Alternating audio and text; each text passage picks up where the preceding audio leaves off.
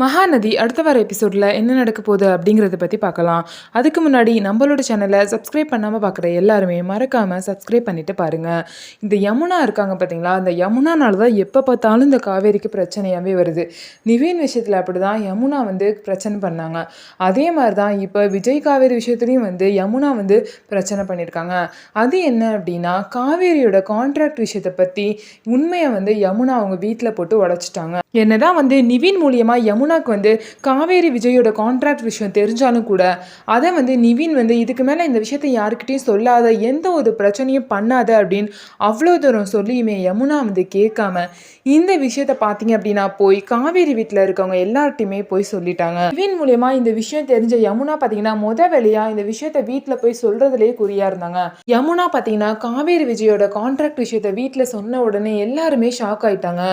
காவேரியோட அம்மா சாரதா பார்த்தீங்கன்னா காவேரி இப்படி பண்ணுவான்னு நினச்சி கூட பார்க்கல, எதுக்காக இந்த மாதிரி ஒரு விஷயத்த பண்ணா அப்படின்னு சொல்லிட்டு உட்காந்து அழ ஆரம்பிச்சிட்டாங்க. எல்லாரும் பார்த்தீங்க அப்படின்னா காவேரி மேலே கோவப்படுறாங்க. காவேரி எதுக்கு இப்படியெல்லாம் பண்ணணும் அப்படின்னு சொல்லிட்டு கேட்குறாங்க. யமுனா நானே காவேரி வாழ்க்கை எதோ என்ன ஆக போகுமோ அப்படிங்கிற ஒரு பயத்தில் தான் நான் ஓடி வந்தேன். காவேரி எதனால் இப்படி பண்ணானே தெரில, ஆனால் காவேரியே இந்த மாதிரி ஒரு விஷயம் பண்ணியிருக்கா அப்படின்னா கண்டிப்பாக இதுக்கு பின்னாடி ஏதோ ஒரு விஷயம் இருக்கும், ஏதாவது ஒரு காரணம் இல்லாமல் காவேரி இந்த மாதிரி நடந்துக்க மாட்டா அப்படின்னு சொல்லிட்டு யமுனா சொல்லுவாங்க. எதுக்காக காவேரி இந்த மாதிரி பண்ணா அப்படின்னு சொல்லிட்டு காரணம் தெரியாம எல்லாமே ரொம்பவே ஒரு கன்ஃபியூஷன்ல இருந்தாங்க. ஏற்கனவே பார்த்தீங்கன்னா விஜய் காவேரிக்கு எம்டி போஸ்ட்லாம் கொடுத்து காவேரியை சர்ப்ரைஸ் பண்ணணும் அப்படின்னு சொல்லிட்டு வெயிட் பண்ணிட்டு இருக்காங்க.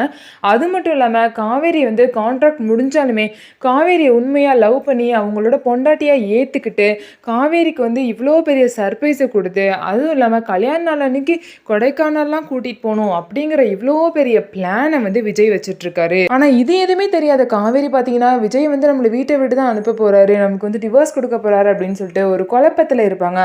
அந்த குழப்பத்தோட குழப்பமாக சேர்ந்து இது வேற இந்த நேரத்தில் பார்த்தீங்கன்னா உண்மை எல்லாமே காவேரி வீட்டுக்கு தெரிஞ்சிருச்சு. இதனால காவேரி விஜயும் பார்த்தீங்கன்னா ரொம்பவே பாதிக்கப்படுறாங்க. விஜய் பார்த்தீங்க அப்படின்னா காவேரிக்கு சர்ப்ரைஸ் கொடுக்கலாம், அவளை ஆஃபீஸ் கூட்டிகிட்டு போய் இவருக்கு எம்டி போஸ்ட்டை காட்டலாம் அப்படின்னு சொல்லிட்டு விஜய் வாசலில் வெயிட் பண்ணிட்டு இருக்காரு காவேரிக்காக.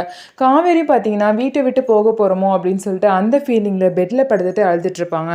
காவேரி ஹாரன் அடித்து கீழே வர சொல்லி விஜய் இது பண்ணிட்டு இருப்பாரு. அந்த நேரம் பார்த்தீங்கன்னா ஹாரன் சவுண்டை கேட்டுட்டு விஜய் தம்பி தான் நிற்கிறாங்க போல, வாங்க எல்லாம் போய் என்னன்னு கேட்கலாம் அப்படின்னு சொல்லிட்டு காவேரி வீட்டில் எல்லாமே கிளம்பி போகிறாங்க. காவேரி வீட்டில் பார்த்தீங்கன்னா எல்லாருமே கோவத்தோட இந்த மாதிரி பண்ணி வச்சுருக்காங்க, ரெண்டு பேரும் நம்மளை ஏமாத்திருக்காங்க அப்படின்னு சொல்லிட்டு என்னென்னு கேட்கலாம் அப்படின்னு சொல்லிட்டு போகிறப்ப காவேரியும் பார்த்தீங்கன்னா கரெக்டாக பேகை தூக்கிட்டு கீழே வருவாங்க.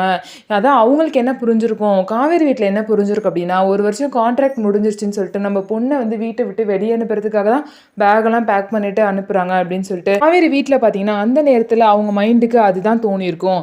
அதே மாதிரி காவேரியும் பேக் எடுத்துகிட்டு வருவாங்க. அப்போதைக்கு பார்த்தீங்க அப்படின்னா வேகமாக சாரதா போய் எதுக்காகடி இந்த மாதிரி ஒரு காரியத்தை பண்ண, எதுக்காகடி கான்ட்ராக்ட் மேரேஜ் பண்ண அப்படின்னு சொல்லிட்டு காவேரி கோவமாக கேட்பாங்க. அதுக்கு காவேரி அழுதுகிட்டு ஐயோ இந்த விஷயம் எப்படி உங்களுக்குலாம் தெரிஞ்சிருச்சு அப்படின்னு சொல்லிட்டு அழுதுகிட்டே நிற்பாங்க. அதுக்கப்புறம் விஜயும் ரொம்பவே ஷாக் ஆயிடுவார், இந்த விஷயம் எல்லாத்துக்கும் எப்படி தெரிஞ்சிச்சு அப்படின்னு சொல்லிட்டு. அதுக்கப்புறம் பார்த்தீங்கன்னா சாரதா சொல்லுடி சொல்லு அப்படின்னு சொல்லிட்டு கேட்பாரு. அதுக்கு காவேரி அழுதுகிட்டே சொல்கிறேம்மா அப்படின்னு சொல்லிட்டு நர்மதாவோட ஆப்ரேஷனுக்காக தான் நான் இந்த மாதிரி ஒரு காரியத்தை பண்ணேன் அப்படின்னு சொல்லிட்டு சொல்லுவாங்க.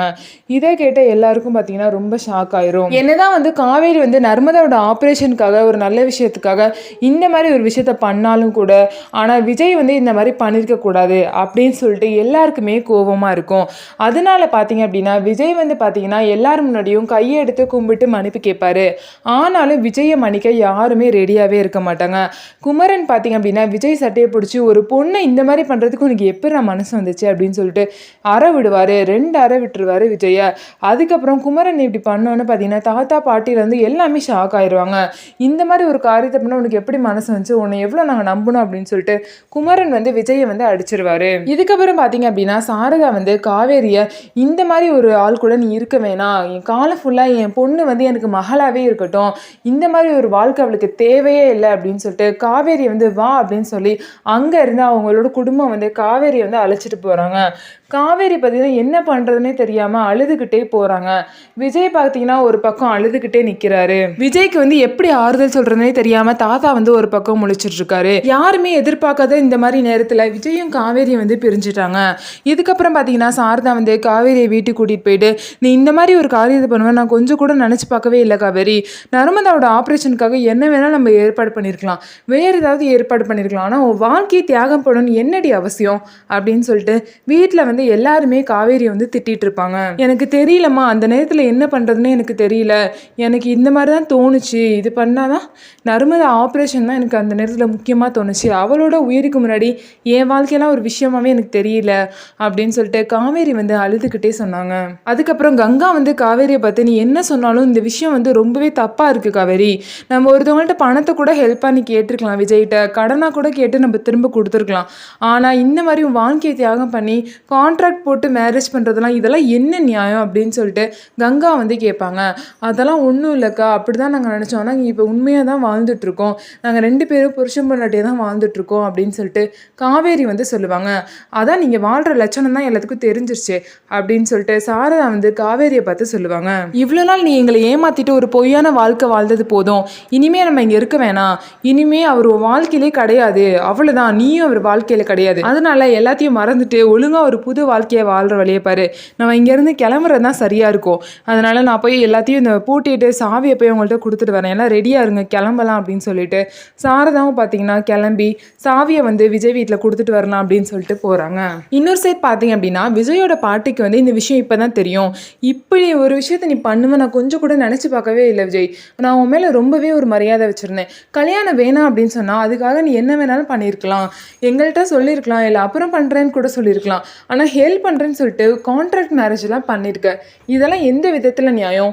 நம்ம வீட்டில் ஒரு பொண்ணு இருந்து இந்த மாதிரி வேற ஒருத்தவங்க பண்ணியிருந்தா நம்ம ஏற்றிருப்போமா? அந்த மாதிரி தானே காவேரி வீட்லேயும் இருக்கும். காவேரி வீட்டில் நம்மளை பற்றி என்ன நினைப்பாங்கன்னு கொஞ்சமாவது நீ யோசிச்சு பார்த்தியா அப்படின்னு சொல்லிட்டு பாட்டி வந்து விஜய் வந்து திட்டுவாங்க. விஜய் வந்து என்ன பதில் சொல்கிறதுனே தெரியாமல் அழுதுகிட்டே நிற்பாரு. இல்லை பாட்டி, நானே வந்து வெண்ணிலா வந்து என்னை விட்டு போயிட்டா, காணா போயிட்டா அப்படிங்கிற டிப்ரெஷனில் இருந்தேன், அந்த நேரத்தில் நீங்கள் வேற மேரேஜ்னு சொன்னனால என்னால் டக்குன்னு வந்து என்னோட மனசை வந்து மாற்றிக்க முடியல, அந்த நேரத்தில் தான் வந்து இந்த மாதிரி காவேரி கிட்ட இந்த மாதிரி ஒரு விஷயத்தை பற்றி பேசினேன், அவளும் வந்து சரி அப்படின்னு சொன்னனால தான் நான் வந்து இந்த மாதிரி ஒரு கல்யாணத்தை பண்ணேன், மற்றபடி வேறு ஒன்றுமே இல்லை, அது மட்டும் இல்லாமல் நாங்கள் என்ன தான் வந்து கான்ட்ராக்ட் மேரேஜ் பண்ணியிருந்தாலும் கூட இப்போதைக்கு வந்து நாங்கள் புருஷன் பொண்டாட்டியாக ஒன்றா தான் வாழ்ந்துட்டுருக்கோம், அது வந்து உங்களுக்கே நல்லா தெரிஞ்சிருக்கும் அப்படின்னு சொல்லிட்டு விஜய் வந்து பாட்டியை பார்த்து சொல்லுவாங்க.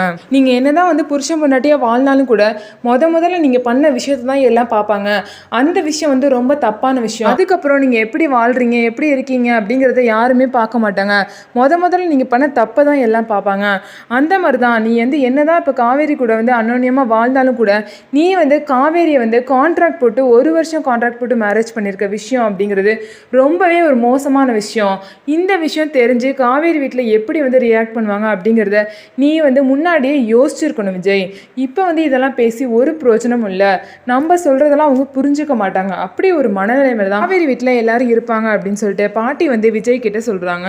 இதுக்கப்புறம் பார்த்தீங்க அப்படின்னா சாரதா வந்து விஜய் வீட்டில் சாவியை வந்து தாத்தா கிட்ட கொடுத்துட்டு இந்த மாதிரி நாங்கள் வந்து கிளம்புறோம் இங்கேருந்து, இனிமே உங்கள் பேரனை வந்து என் பொண்ணோட வாழ்க்கையில் வர வேணான்னு சொல்லி வைங்க அப்படின்னு சொல்லிட்டு சாரதா வந்து கிளம்பிடுவாங்க.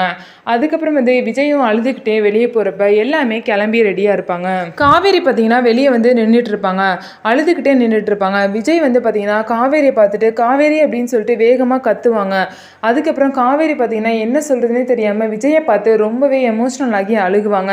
விஜயும் பார்த்தீங்கன்னா தரையில் முட்டி போட்டு ரொம்பவே தலையில் அடிச்சுக்கிட்டு அழுவாங்க. காவேரி என்னை விட்டு போகிறா, இனிமேல் லைஃப் அவ்வளோதானா அப்படின்னு சொல்லிட்டு ஒரு ஏக்கத்தோட விஜய் வந்து அழுகுவாங்க. விஜய் அழுகிறத பார்த்து தாத்தாவும் பாட்டிக்கும் பார்த்தீங்கன்னா ரொம்பவே மனசு கேட்காம அவங்களும் வந்து அழுவாங்க.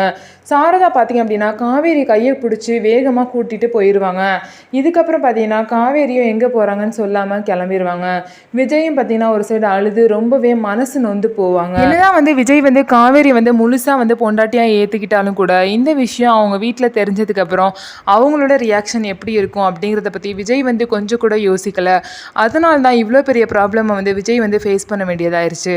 காவேரியும் விஜய் விட்டு பிரிஞ்சு போயிட்டாங்க. அதுக்கப்புறம் காவேரி வந்து விஜய் கூட சேருவாங்களா இல்லையா, அவங்களோட லவ் வந்து அவங்கள சேர்த்து வைக்குமா அப்படிங்கிறத இனிமே வரப்போகிற எபிசோடில் பார்க்கலாம். நம்ம வீடியோ உங்களுக்கு பிடிச்சிருந்தா நம்ம வீடியோவை லைக் பண்ணிக்கோங்க, அதுக்கப்புறம் நம்மளோட சேனலை சப்ஸ்கிரைப் பண்ணிக்கோங்க.